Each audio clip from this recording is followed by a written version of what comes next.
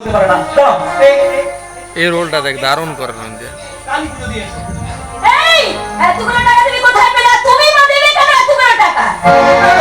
আরে বাবু যে আমাকে প্রত্যেক মাসে মাসে 100 টাকা হাত খরচা দিত, আমি সেখান থেকে জমিয়ে রেখেছিলাম। না তবু টাকা দিয়ে এভাবে খরচা করতে পারবি না রাজা।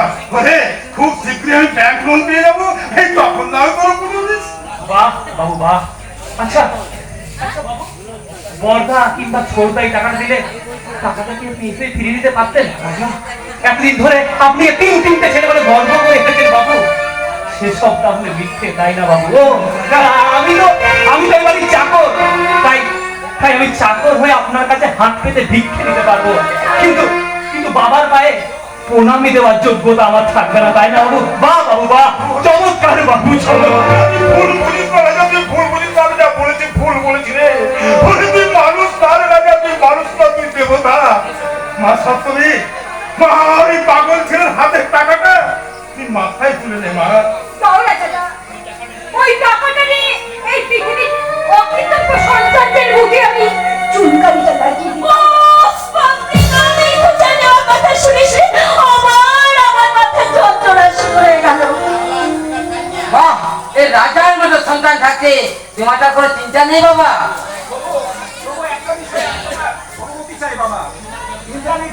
প্রত্যেক বছরের মতো এবারও আমি একটা পার্টি দিচ্ছি, কিন্তু প্রত্যেক মাসে তুমি 5-7 হাজার টাকা খরচ করে আমি পার্টিটা দিই, কিন্তু এখন আমার কি অবস্থা।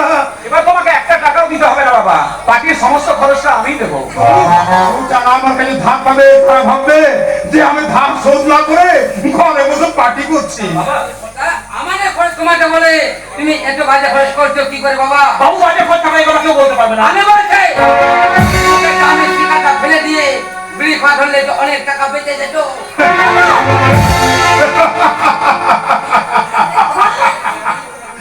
ঠিক বলেছিস, ঠিক বলেছিস তুই।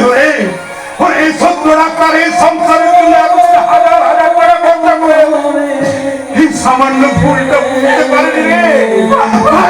তাই আমার এই সামান্য ভুলটা ধরিয়ে দেওয়ার জন্য আমার এই তুই সন্তানকে আমি জানাই আমার হাজার হাজার জানাই।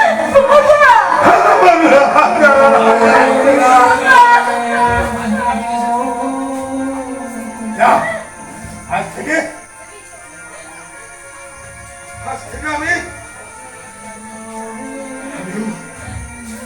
নেশাটা ছেড়েই দেব।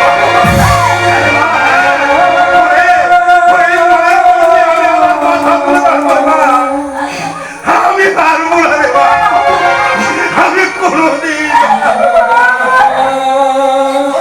হাতে পারে না ডাক্তার বাবু, তাই তো ব্যাংক থেকে আপনাকে 1 লাখ টাকা লোন দিতে রাজি হয়েছে।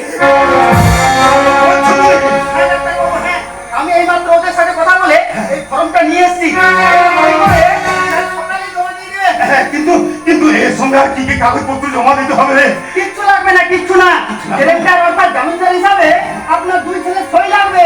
কিন্তু সই করার পর বাবা যদি টাকা ফেরত না দেয় তাহলে ওরা তো আমাদেরই ধরবে। কিচ্ছু ভাবিস না, আমি গবেষণার কথা শেষ হলে আমি আবার লাখ লাখ টাকা রোজগার করতে পারবো। তখন না আমি তোদের সব দেনা শোধ করে দেবো। ডোন্ট মাইন্ড বাবা, এই সময় তোমাকে হেল্প করতে গেলে হয়তো আমরা সর্বশান্ত হব। কি যে বলো ছোট সাহেব, আরে বাপুর এই দুর্দিনে তোমরা শুধু নিজের কথা বলো, নিজের কথা বলো না। দাও দাও দাও দাও, হয়ে যাও, দাও না। মনে রাখিস, যার বোঝা তাকে বোঝা হয়, যে ধার করবে সরকার তার একা দায়িত্ব।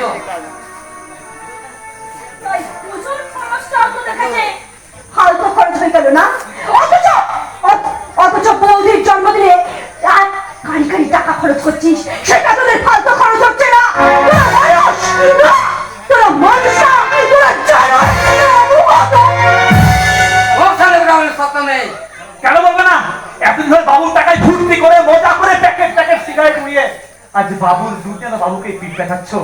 আজ বাবুর সিগারেটটাই তোমরা বন্ধ করে দিলে। বাহ, চমৎকার চমৎকার।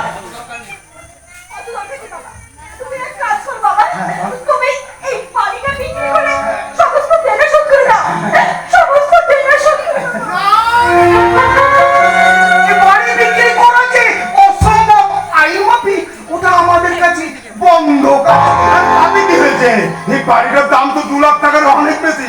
আপনি বাড়ি বিক্রি করে না হলে ভরতে যে সব দেনা ওই টাকার দাবিতে ভরদ্বাজ বাবু যে মামলা করে বসে আছে, আগে সেটাকে সামলান।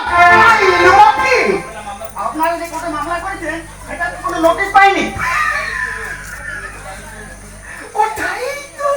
ওটাই তো এই সুরের উকিলের খেপা কাহিনী। তাই তো আদালত একতরফা রায় দিয়েছে।